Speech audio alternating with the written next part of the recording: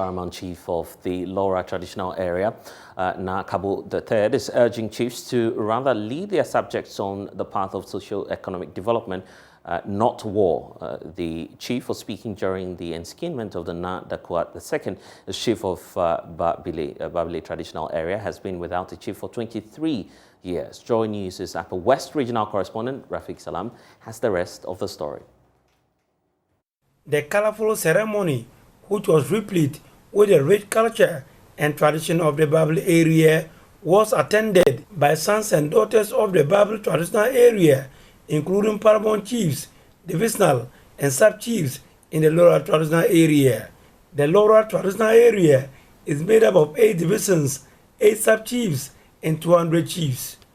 The last time a similar ceremony was held to inskin a chief for the Babili area was almost 3 decades ago, when the late Na Abeifa Kabu II enskinned Na Kudakwa II, who reigned for 6 years before he passed on.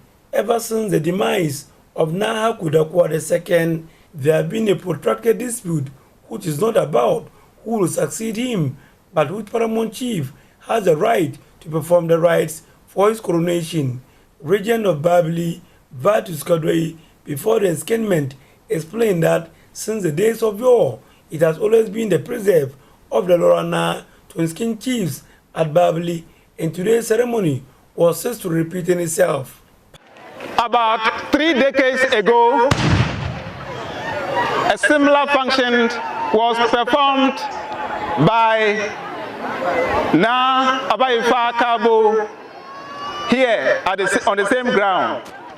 And today, we are privileged to have his younger brother, one of the doyens, to perform the same function. Paramount Chief of Laura and President of the Laura Traditional Area, Napo Wele Kabo III, therefore has the onerous duty to perform the enskinment rites, as was done close to 30 years ago by his predecessor, Na Abeifa Kabo II.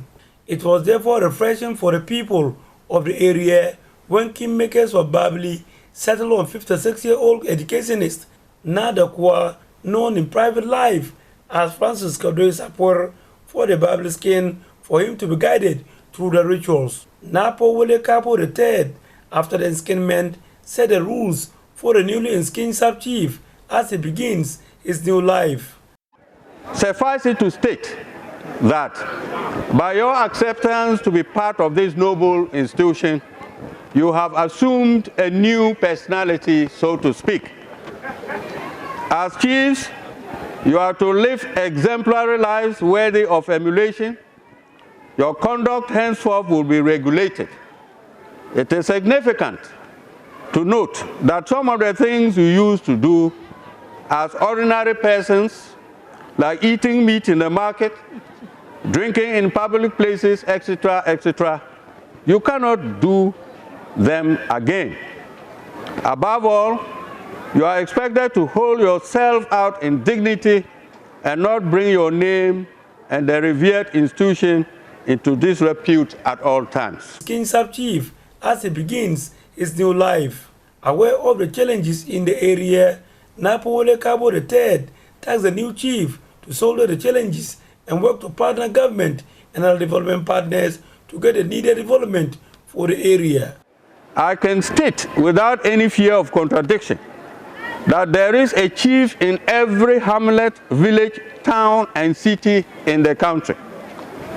And in most communities not touched by central government services, the chief's palace serves as the meeting place for the dissemination of government policies by visiting officials and a focal point for the mobilizing the people for development.